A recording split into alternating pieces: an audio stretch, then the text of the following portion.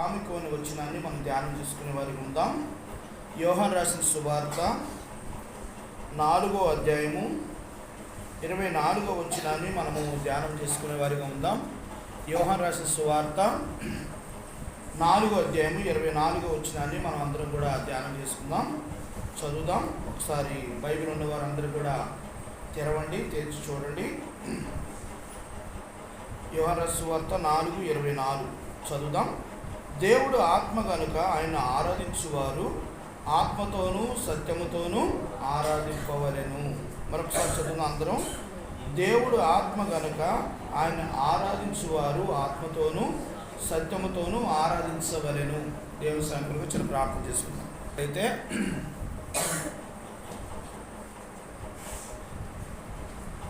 ఇక్కడ ఆరాధన అంటే కేవలము పాటల ద్వారా ఆరాధించడమే కాదు, అది హృదయపూర్వకమైన అర్పణ.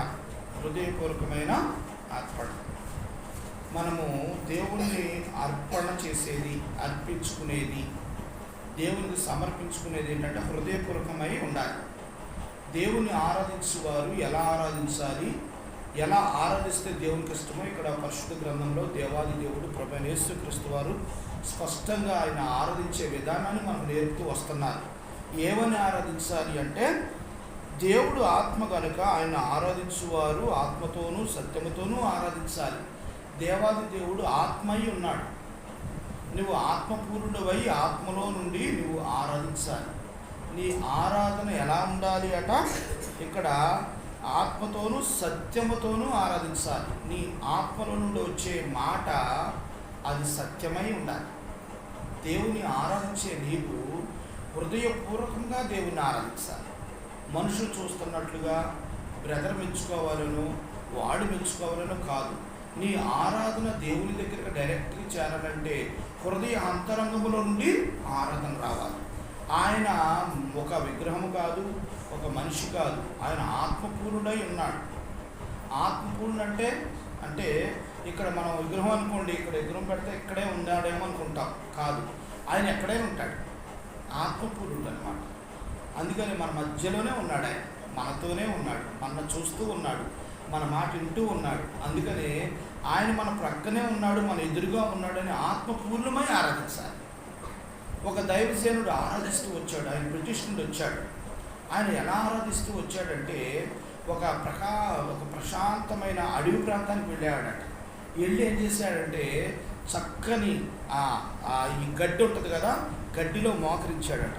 మోకరించి దేవుణ్ణి ఆరాధించడం మొదలెట్టాడట. ఎలా ఆరాధించాడో తెలుసా? ఆత్మపూర్ణుడు అయిపోయాడు, ఆత్మలో లీనమైపోయాడు. ఇంకా మనుషుల్ని, శబ్దాలు ఇక ఏమీ దృష్టి పెట్టుకోవాలా, పక్కన ఏమున్నాయో దృష్టి పెట్టుకోవాలా. ఆత్మపూర్ణుడైపోయి ఆరాధిస్తూనే ఉన్నాడు. దేవుడు చేసిన మేలుని తలపోసుకుంటూ, దేవుని గణపరుస్తూ, దేవుని మహింపరుస్తూ స్తుతిస్తూనే ఉన్నాడు. పెద్ద నల్ల త్రాసుపాము, భయంకరమైనది. అది కాటేస్తే వెంటనే విత్తన 5 నిమిషాల్లో చచ్చిపోతారన్నమాట. అంత భయంకరమైన త్రాసుపాము ఆయన మీద దగ్గరకు వచ్చి చూసి ఆయన మీద నుండి కిందకి వెళ్ళిపోయిందట, మీద నుండి. కానీ ఆయన ఎలా ఉన్నాడు? ఆత్మపూర్ణుడై ఉన్నాడు. ఇక దేవుల్లో లీనమైపోయాడు. మనం ఆరాధించేటప్పుడు ఎలా ఆరాధిస్తామంటే, ఆ బ్రదరు, ఆ సిస్టర్ గారు ఉంటారేమో, నా ఆరాధన గొప్పగా ఉండాలి, అలా కాదు. దేవునికి ఇష్టమై ఉండాలి. మన ఆరాధన ఎలా ఉండాలి? దేవునికి ఇష్టమైన ఆరాధన ఉండాలి. అది ఎక్కడి నుండి వస్తుందంటే ఆత్మలో నుండి అయితేనే వస్తుంది. అంతేగాని మనుషులు పెదాల నుండి వచ్చే ఆరాధన దేవునికి ఇష్టమైంది కాదు. ఏదో పైకి భక్తిగా నటిస్తూ పైగా ఆరాధిస్తే అది దేవునికి ఏమాత్రం ఇష్టం ఉండదు. అందుకని ఆయన ముందే చెప్తున్నారు, దేవుడు ఆత్మ కనుక ఆయన ఆరాధించేవారు ఎలా ఉండాలి? ఆత్మతోనూ సత్యముతోనూ ఆరాధించాలి. నీ ఆత్మతో నుండి వచ్చే మాట సత్యమై ఉండాలి. హృదయ అంతరంగం నుండి వచ్చే మాట సత్యమై ఉంటుంది. అదే పెదాల నుండి వచ్చే మాట కల్పిత మాటలు, అవన్నీ మనం చదివినవి, మనం విన్నవి, అలా కాదు. హృదయ అంతరంగంలో వచ్చేది ఎవరిని చూడరు. నీకు వచ్చింది ఆరాధిస్తాం. దేవుడు నీకు ఏది చెప్తే అదే తెలియపరుస్తావు దేవునికి. అది నిజమైన ఆరాధన. ప్రియమైన దేని బిడ్డారా, ఈ రోజున దేవుని ఆరాధించడానికి కొన్ని ప్రాముఖ్యమైన విషయాలు కొన్ని చూద్దాం. ఏ విధంగా మనం దేవుని ఆరాధించాలో కొన్ని అంశాలు చూద్దాం. మొట్టమొదటిగా దేవుని ఆత్మ గనక మనం ఎలా ఆరాధించాలట? ఆత్మతోనూ సత్యముతో ఆరాధించాలి. 2 కొరింథీయులకు రాసిన పత్రిక చూద్దాం. చూడండి, 2 కొరింథీయులకు రాసిన పత్రిక 3వ అధ్యాయం చూడండి. 3:17 చదువమ్మా. 3:17.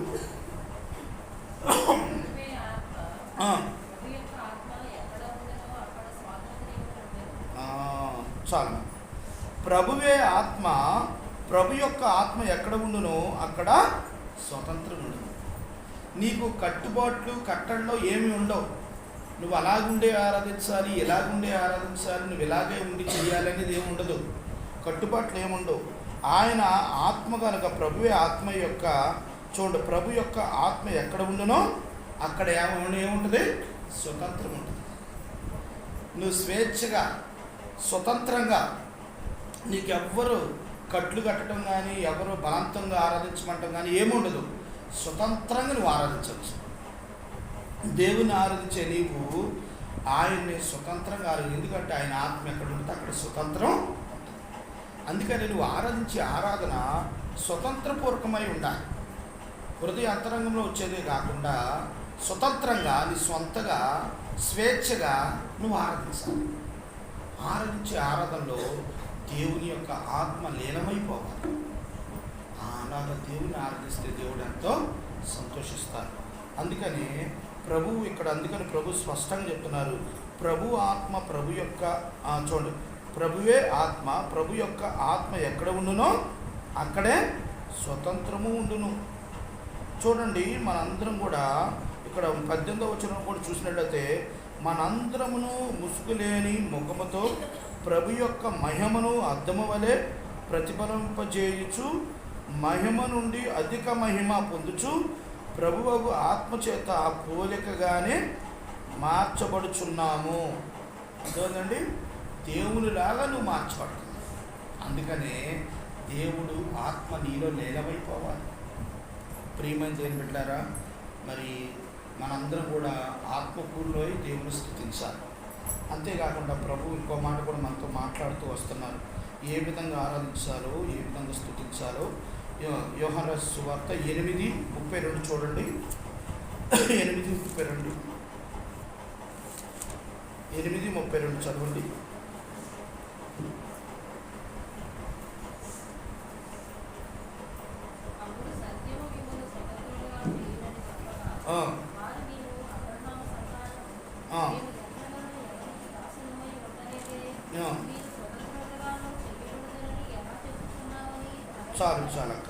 చాలు. అప్పుడు 32వ వచనం, 8:32, యోహాను సువార్త 8:32, అప్పుడు సత్యము మిమ్మల్ని స్వతంత్రులుగా చేయునని చెప్పగా. ఎప్పుడు? పైన 31వ వచనం చదువునానా?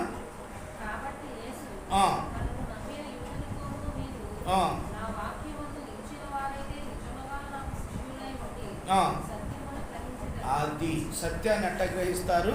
సత్యపూర్లై, మీరు ఆత్మపూర్లై సత్యంతో ఎలా ఆరాధిస్తారంటే, ఇక్కడ ప్రభు చాలా క్లారిటీగా స్పష్టంగా చెప్తున్నారు. దేవుని వాక్యం ఎప్పుడైనా సరే చిన్న బిడ్డలకు కూడా 1వ తరగతి చదివే బిడ్డలకు కూడా అర్థమయ్యే రీతిలో దేవుడు రాయిస్తూ వచ్చాడు. అట్టిపండు ఒలిసి నోట్లో పెట్టినట్లుగా ప్రతి ఒక్కరికి, చదువు లేని వారికి, చదువు ఉన్నవారికి, చిన్న బిడ్డలకి, ముసలివారికి, ఎవరికైనా ఈ మాటలు అర్థమైపోతాయి. అందుకని ఇక్కడ ప్రభు ఏం చెప్తున్నారో చూడడం చక్కని మాట. కాబట్టి యేసు తనను నమ్మిన యూదులతో, మీరు నా వాక్యమందు నిలిచిన వారైతే నిజముగా నాకు శిష్యులై ఉండి సత్యము గ్రహిస్తారు. ఎవరైతే వాక్యములో నిలిచి ఉంటారో వారే ఆత్మపూర్లై ఆరాధిస్తారు. వాక్యములో నిలిచి ఉండటం అంటే వాక్యం చెప్పింది వినటం, వాక్యం చెప్పింది చేయటం, వాక్యం చెప్పింది నడవటం, వాక్యం చెప్పింది క్రియారూపంగా చూపించటం. ఇలాగ చేసే బిడ్డల్లో ఆత్మ వస్తాడు. దేవుడు ఆత్మపూర్ణులైపోతాం. అంటే దేవుని వాక్యం మనలో నివసించడం వల్ల మనం ఏం చేస్తామంటే దేవుని ఆత్మతోనూ సత్యముతో ఆరాధిస్తాం. ప్రియమైన దేవుని బిడ్డలారా, ఈరోజు నా ప్రభువారు అన్నారు కదా, అప్పుడు మీరు సత్యమును మిమ్మల్ని స్వతంత్రులుగా చేయనని చెప్పగా. ఎప్పుడైతే మీలో వాక్యం ఉంటుందో అప్పుడు మిమ్మల్ని స్వతంత్రులుగా చేస్తుంది, మిమ్మల్ని ఆరాధించేటట్లుగా చేస్తుందని ప్రభువారు ఇక్కడ స్పష్టంగా నీతో నాతో మాట్లాడుతూ వస్తున్నారు. తర్వాత ఈ యొక్క ఆరాధనలో స్తుతియాగం మనం చేసేవారిగా మనం ఉండాలి. స్తుతియాగం ఎలా చేయాలంటే 100వ కీర్తన 100వ కీర్తన చూడండి. కీర్తన గ్రంథము అధ్యాయము 100 4వ వచనం చదువు.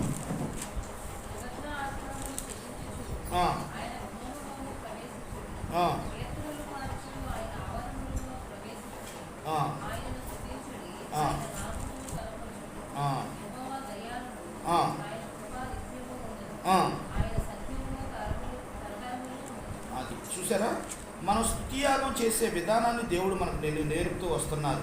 ఎంత స్పష్టంగా ప్రభు చెప్తున్నారు 4వ వచనంలో నుండి. కృతజ్ఞత అర్పణలో చెల్లించు ఆయన గుమ్మములో ప్రవేశించుడి, కీర్తన పాడుచు ఆయన ఆవరణములో ప్రవేశించుడి, ఆయన స్తుతించుడి, ఆయన నామమును ఘనపరచుడి. కృతజ్ఞత అర్పణలు చెల్లించు ఆయన గుమ్మములో కృతజ్ఞత అర్పణలు అంటే తెలుసా మీకు? మన పూర్వీకులు ప్రభువుని ఎరక్కముందు ఏం చేసేవారంటే గుమ్మములో రాంగలోనే ఏం చేసేవాళ్ళు? మనం వండింది తీసుకొచ్చే గుమ్మలో పెట్టడం, తీసుకొచ్చిన కొబ్బరికాయ కొట్టడం, ప్రసాదం అక్కడ పెట్టడం, అర్పణలు అర్పించి లోపలికి వచ్చేవారు. కొంతమంది కోళ్ళు మేకలను కొయ్యటం గుమ్మములో.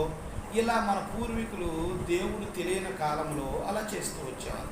మనము గుమ్మములో ప్రవేశించేటప్పుడు మనం ఏం చేయాలంటే కృతజ్ఞత అర్పణతో దేవుని స్తుతియాగముతో దేవుని స్తుతిస్తూ లోపలికి రావాలి.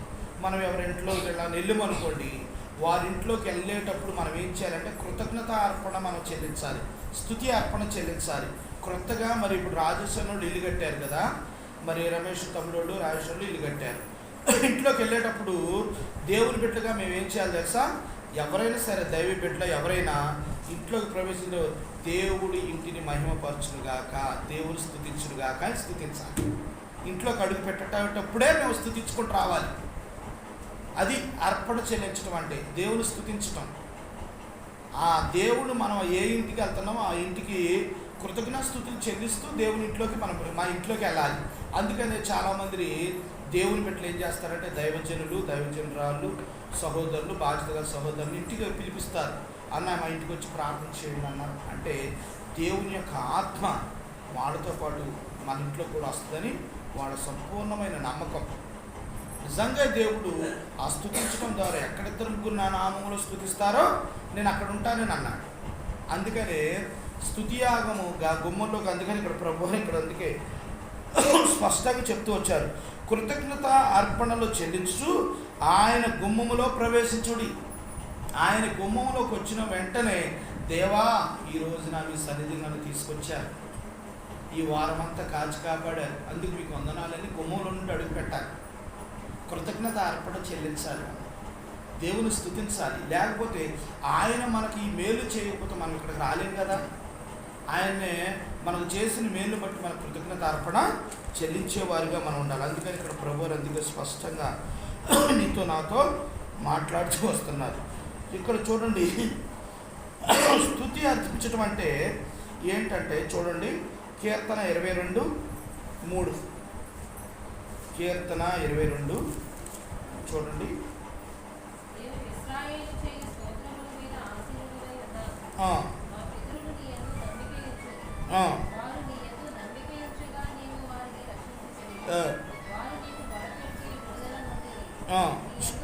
చాలు నాన్న సరిపో.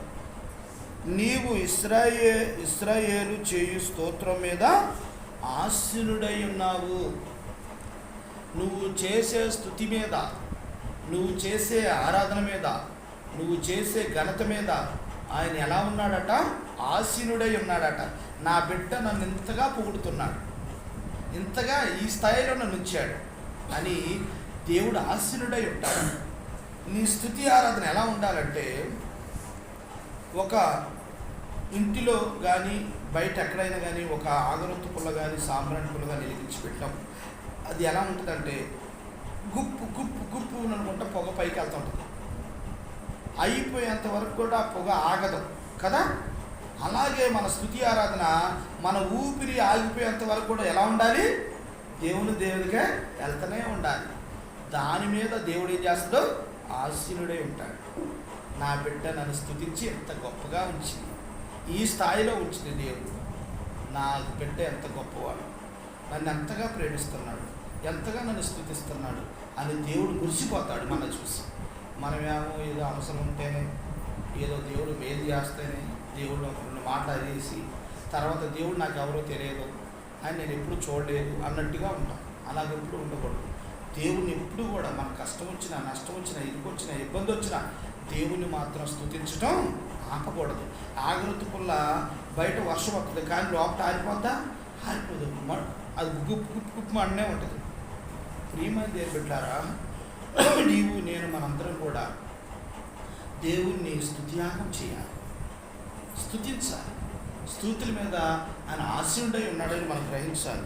అందుకని ప్రభు యొక్క స్పష్టంగా 22:3 స్పష్టంగా నీతో నాతో మాట్లాడుతూ వచ్చారనమాట. 22:3 ఏమన్నా నీవు ఇశ్రాయేలు చేయు స్తోత్రం మీద ఆశీనుడై ఉన్నావు, నువ్వు కూర్చొని ఉన్నావు ప్రభా. ఈ రోజున నేను కూడా ఆరాధిస్తున్నాను ప్రభా. నా ఆరాధన మీద కూడా మీరు కూర్చొని ఆశీనుడై ఉన్నాడు ప్రభా.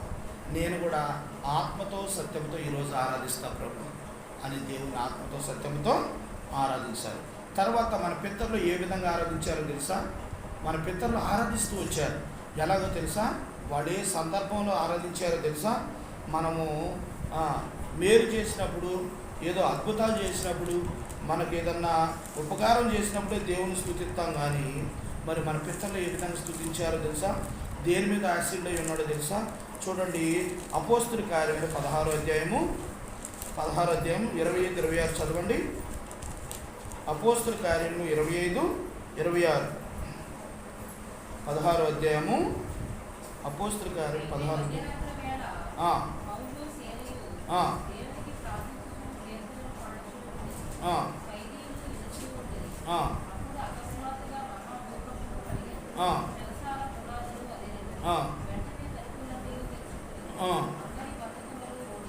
చాలు. చూసారా? ఇక్కడ మనం గమనించినట్లయితే ప్రభువారిని ఏ విధంగా మన పితరులు స్తుతిస్తూ వచ్చారంటే, వారిని పెద్ద పెద్ద బండలతో వారి కాళ్ళకి సంఖ్యలు వేసి, అంటే బండలు అంటే బండరాళ్ళకి గొలుసులు ఉంటాయి, ఆ గొలుసు తీసుకొచ్చి వీళ్ళకి వేస్తే వీళ్ళు కదలకూడదు, కూర్చొనే ఉండాలి. అటు ఇటు కదలటానికి కుదరదు. అలా కూర్చుంటే 2 కాళ్ళకి చెక్కలతో ఇలా బంధించినట్టుగా బంధించి అటు కూర్చోబెట్టారు. చేస్తే ఇక్కడ చూడండి వాడు ఎలా ఉన్నారు. అయితే మధ్యరాత్రి వేళ పౌలు సేనలు దేవుని ప్రార్థించు కీర్తనలు పాడుచుండేది. మధ్యరాత్రి వేళ. ఎప్పుడు? మధ్యరాత్రి వేళ అంటే దగ్గర 12, 1 గంట 2 ఆ టైంలో వాళ్ళు ఏం చేస్తున్నారట? కీర్తనలు పాడుతున్నారట. ఆత్మపూర్ణులై ఉన్నారు. ఆత్మపూర్ణులైన వాళ్ళకి టైం చూసుకోరు, వాడు సమయాన్ని లెక్క చేయరు, అన్నాన్ని లెక్క చేయరు. మన భక్సింగ్ అని కూడా అలాగే చేశాడు. ఆయన ఆరాధించడం, దేవుని స్తుతించడం మొదలెడితే తెల్లవారిందా అనుకునేదాకా ఎవరికి తెలియదు. తెల్లారిలో అక్కడ మోకాళ్ళ మీద ఉండేవాడట. భోజనం లేదు, ఏమీ లేదు. అలాగే మోకాళ్ళ మీద ఆకలి ఉండదు, దప్పిక ఉండదు, నిద్ర ఉండదు.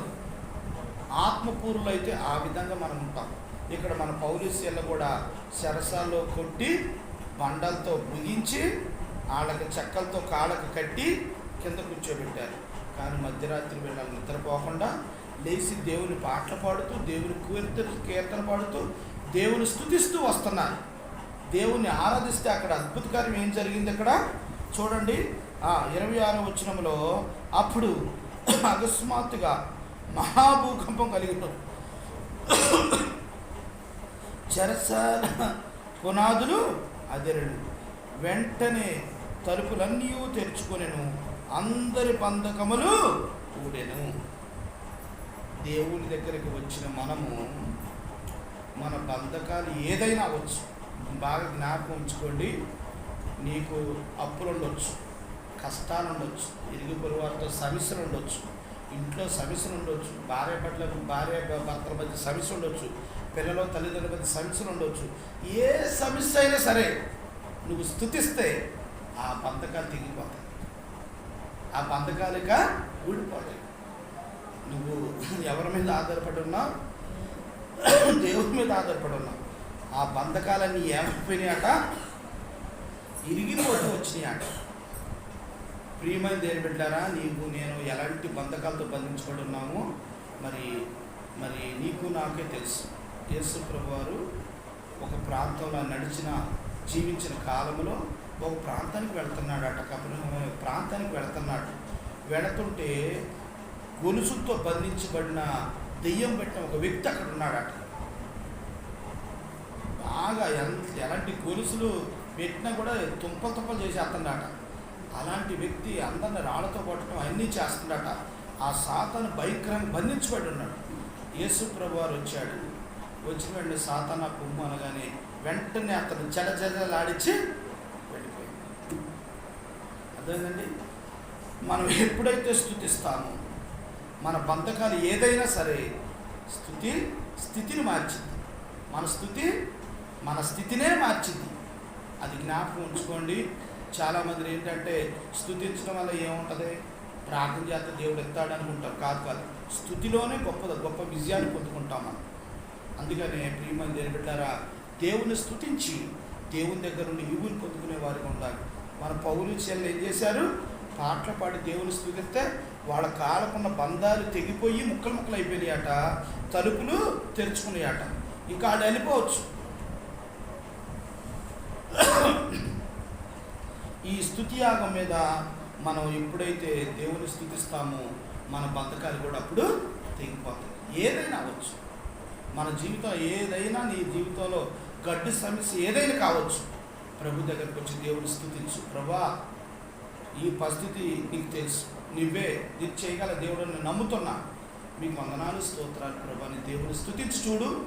దేవుని యొక్క అద్భుతాన్ని, ఆశ్చర్యకార్యాన్ని నువ్వు చూస్తావు. దేవుని స్తుతించకుండా, దేవుని ఆరాధించకుండా, దేవుడా నాకు అది ఇవ్వు, దేవుడా నాకు అది ఇవ్వు, నాకు ఇది ఇవ్వు అంటే దేవుడు ఏమంటాడో, కనీసం నన్ను ఒక్క మాట కూడా స్తుతించలేదని కొద్దిగా బాధ. ఆయన ఆశ ఉండాలంటే నీ స్తుతుల మీద దేవుని ఏం చేయాలి, నిత్యము స్తుతించే పెట్టుకుండా. ఇది మూడో సందర్భం. ఒకటి, దేవుని ఏం చేయాలి, ఆత్మతో సత్యమతో ఆరాధించాలి. రెండో సందర్భం ఏంటంటే స్తుతియాగం చేయాలి. మూడో సందర్భం ఏంటో చూడండి. సజీవ యాగం చేయాలి. చూడండి. సజీవ యాగం.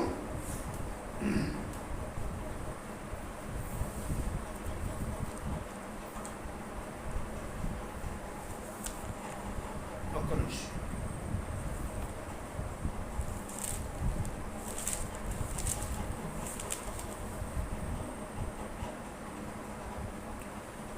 రోమిలకు రాసిన పత్రిక 12:1 చదువునాను. రోమిలకు రాసిన పత్రిక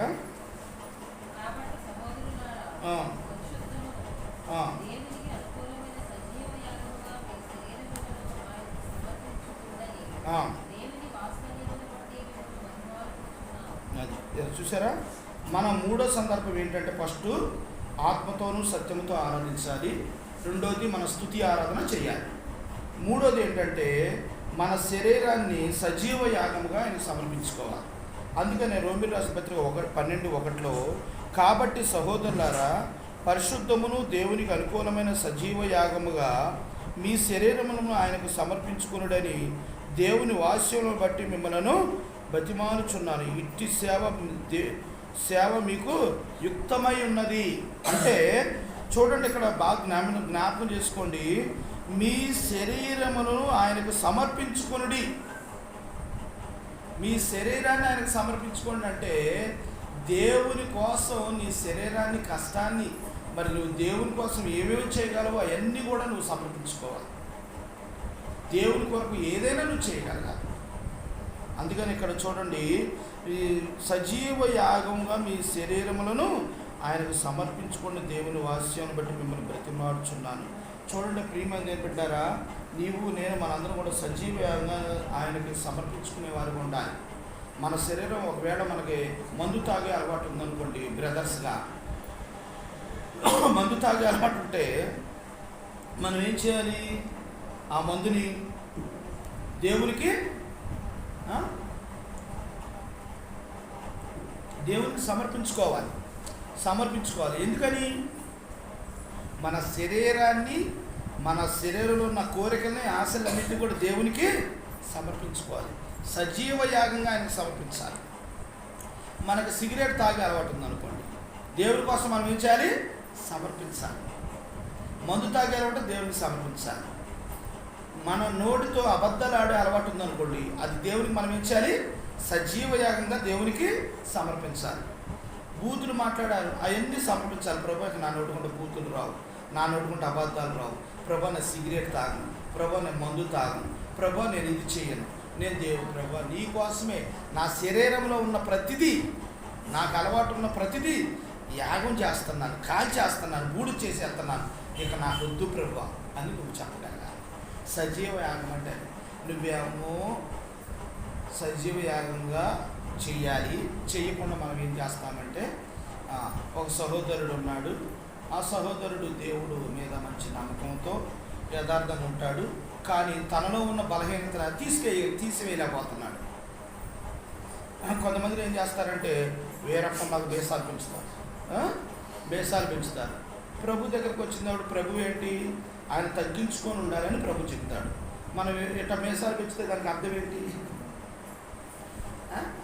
మనం ఏం చేయాలి? దేవునికి కొన్ని సమర్పించుకోవాలి. నీలో ప్రత్యేకత అనేది ఉండాలి. ప్రత్యేకత లేకుండా నేను దేవుడు అంటే నాకు ఇష్టమే, నేను దేవుడిని నేను నమ్ముకున్నానంటే సాతాను నమ్మిద్ది, సాతాను పూజిస్తుంది, సాతాను ఆరాధిస్తుంది. నువ్వు నేను ఆరాధించడం పెద్ద సమస్య ఏం కాదు, పెద్ద విశేషమేం కాదు. సాతాను ఎలాగో మనకంటే సాతానే బాగా ఆరాధిస్తుంది దేవుడిని. ప్రియమైన దేవుని బిడ్డారా, దేవునికి శరీర యాగములను మనం సమర్పించుకోవాలి. నీకు దేవునికి అయిష్టమైంది నీలో ఏదుందో అది దేవుడికి సమర్పించాలి. దేవునికి అయిష్టమైంది నీలో ఏదుంటే అది తీసివేయాలి. అది నిజమైన ఆరాధన. ప్రియమైన దేవుని బిడ్డారా, చాలామంది ఇలా చేయట్లా. మన అలవాట్లు మన పద్ధతులు మార్చుకోకుండా మన నడవడిక మన పూర్వీకులతో పాటు వచ్చే ఆచారాలతో ముందుకు వెళుతూ నేను దేవుడిని ప్రార్థిస్తున్నాను, దేవుడిని ఆరాధిస్తున్నాను, దేవుడిని కానుకేస్తున్నాను, దేవుడి పని అయ్యి అంటే కుదరదండి. ప్రియమైన దేవుని బిడ్డారా, నీది సమర్పణ జీవితం దేవుడు చూడాలి. ఓ ప్రత్యేకత అయింది నీలో కనపడాలి. దేవుడి కొరకు నీవు నేను మనందరం కూడా మనస్ఫూర్తిగా చెయ్యేసుకొని దేవుని కొరకు ఏమేమి వదిలేసాం? ఒకళ్ళు చెప్పండి. దేవుని కొరకు ఏమేమి వదిలేసాం మనలో? చాలామంది సిస్టమ్ చూస్తే బొట్టు తీసేస్తారు, గాజు తీసేస్తారు. చాలా గొప్ప విషయం అది. అలా సమర్పించుకోవడం అంటే మన భారతదేశంలో చాలా గొప్ప విషయం. వాళ్ళందరూ చాలామంది అలా చేయలేరు. నిజంగా మనం అలా ఉంటారు. కొంతమందిని కొన్ని సమర్పించుకుంటారు. కొంతమంది అయితే తాగుడు మానేస్తారు, సిగరెట్లు మానేస్తారు, సినిమాలు మానేస్తారు, అబద్ధాలు మానేస్తారు, వ్యభిచారం మానేస్తారు, అన్నీ మానేస్తారు. కొంతమంది అయితే వాటిలోనే ఉండి దేవుణ్ణి నేను పాపం చేసినప్పుడు అలా దేవుని దగ్గరికి వెళ్తే దేవుడు క్షమిస్తాడని అలాగే పాపం చేసుకుంటూ వెళ్తుంటారు. అలాగే కాదు ప్రియమైన దేవుడు. అందుకనే ప్రభు ఇక్కడ స్పష్టంగా మనతో చెప్తున్నాడు, నువ్వు దేవుని స్తుతించాలి అంటే, దేవుని ఆరాధించాలంటే నీవు నేను చేయాల్సిన పని ఏంటో తెలుసా? కాబట్టి సహోదరులారా, పరిశుద్ధమును దేవునికి అనుకూలమైన సజీవ యాగముగా మీ శరీరంలో ఆయనకు సమర్పించుకునుడని దేవుని వాక్యమును బట్టి మిమ్మల్ని బ్రతిమాలుచున్నాను. మనం సమర్పించుకోవాలండి. ప్రత్యేకమైన జీవితం మనలో ఉండాలి. ఇదివరకే నేనేం చేసేవాడిని అంటే, ప్రభు దగ్గరికి రాకముందు నేను ఇక్కడ దాకా టీషర్ట్ వేసుకుని లోపల ఇక్కడ గుండి తీసేసాడు. అంటే కొద్దిగా రౌడీలాగా, మోడల్గా, స్టైల్గా, సినిమా హీరో స్టైల్ లాగా. ఇదివరకు నాగార్జున వేసేవాడు, ఆ స్టైల్లో నేను వేసేవాడు. తర్వాత శ్రీకాంత్ పెంచినట్టుగా జులపాలు ఇక్కడ దాకా పెంచేవాడు. ఇక్కడ దాకా అంటే ఊగాలన్నమాట, ఎంటకలు చాలా అందంగా ఉండాలి, అలా పెంచేవాడు. తర్వాత ప్యాంట్ కూడా ఎలాగా పవన్ కళ్యాణ్ ఎలా కుట్టించుకుంటాడంటే అలాగా పవన్ కళ్యాణ్ స్టైల్లో ప్యాంట్ దిగిపోవాలి. పవన్ కళ్యాణ్ ఏ సొక్క జేబు ఇలా ఉందనుకో అలా ప్యాంట్ వేసుకోవాలి. అలా ప్రతిదీ కూడా నేను ఆ స్టైల్లోకి వెళ్ళిపోయాడు. వాళ్ళని గురిగా పెట్టుకున్నాడు. ఒక అన్న చెప్పాడు, తమ్ముడు మన ప్రభువు నమ్ముకున్నాం, ప్రభువుకి నువ్వు మాదిరిగా ఉండాలి కదా, నువ్వు ఎలాగంటే ఎలాగ తమ్ముడు, నిన్ను ఎలాగ ప్రభు పెట్టి అంటారు అని ఒక అన్న చెప్పాడు నాకు. మన హెబ్రోన్ అన్న కాదు, బయట అన్న చెప్పాడు. అలా కరెక్ట్గా తమ్ముడు పన్నీ అలా ఏకూడదు తమ్ముడు, తీసే తమ్ముడు అంటాడు. తమ్ముడు ఆ జుట్టేడు తమ్ముడు కట్ చేసి చెప్పాడు. అన్నిటినీ ఒకటి మనం పూర్తిగా మార్పు చెందేటట్లుగా, మనము లోకస్తులు కాకుండా దేవుని బిడ్డలుగా ఎలాగ ఉండాలో అలా మొత్తం మార్పు చెందేటట్టు చేశాడు. ప్రియమైన దేవుని బిడ్డారా, ఈ రోజున నీవు నేను మనందరం కూడా దేవుని కొరకు ఏదో ఒక ప్రత్యేకమైన తగ్గింపు నీలో నాలో ఉండాలి. మన శరీరాన్ని ఆయన సమర్పించుకోవాలి, శరీరాన్ని కోరికలను చంపివేసుకోవాలి, దేవుని కొరకు నువ్వు త్యాగం చేయాలి. అదే నిజమైన ఆరాధన. అంటే ఏదో కాదు, నీ నోటి మాటతో అనే ఆరాధన కాదు, నువ్వు క్రియారూపిణంగా దేవునికి చూపించేదే నిజమైన ఆరాధన, నువ్వు దేవుని కోసం చేసేదే నిజమైన ఆరాధన. ప్రియమైన దేవుని బిడ్డారా, ఈ రోజున మనం అలాగా దేవుని స్తుతించి ఆరాధన. ప్రభా, నిజంగా నేను ఒకప్పుడు నా స్థితి ఇది, అలా ఉన్నాను, ఇప్పుడు నన్ను ఇలా చేశారు, మిమ్మల్ని నా శరీర యాగముగా మరి నన్ను చేశారు ప్రభా, అందుకు వందనాలు, స్తోత్రాలు. దేవుని స్తుతించాలి, అది సజీవ యాగం.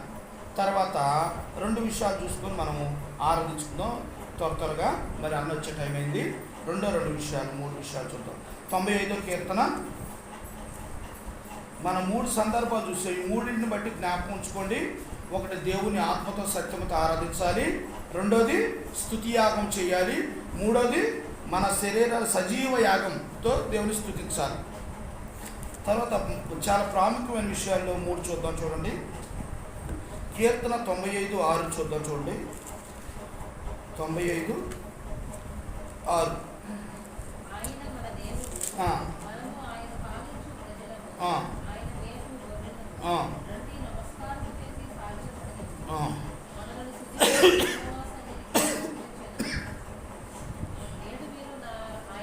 చాలు చూడండి, ఇక్కడ 95:6లో ఆయన మన దేవుడు, మనం ఆయన పాలించు ప్రజలము, ఆయన మేపు గొర్రెలము.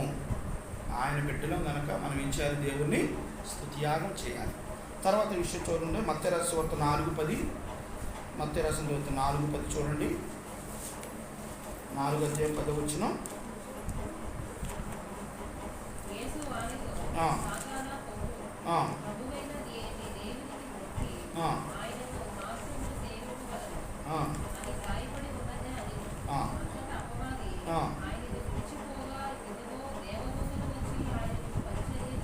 చాలు నాన్న. ఇక్కడ 10వ వచనంలో ప్రభు చెప్పిన మాట ఏంటంటే, యేసు వానితో, చూడండి, సాతానా పొమ్ము, ప్రభు అయిన నీ దేవునికి మొక్కి ఆయనను మాత్రమే సేవింపవలని రాయబడి ఉన్నదని చెప్పాను. సాతానుతో దేవుడు మాట్లాడుతూ వస్తున్నాడు. చూసాను.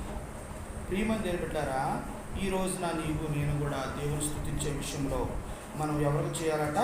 ప్రభు అయిన నీ దేవునికి మొక్కి ఆయనను మాత్రమే సేవించాలి. ఇది 2 అనుభవం.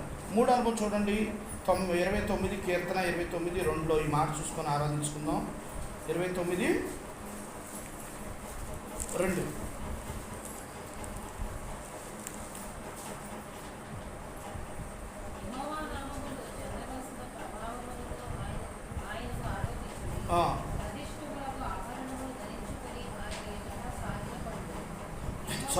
చాలు.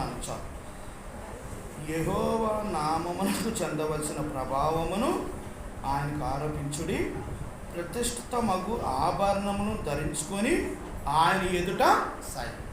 ప్రతిష్ఠితమైన ఆభరణాలు ధరించుకోవడం అంటే నీతి క్రియలు నీలో నేను ధరించుకొని దేవుని దగ్గర సాగిలపడాలి, దేవుని స్తుతించాలి, ఆరాధించాలి.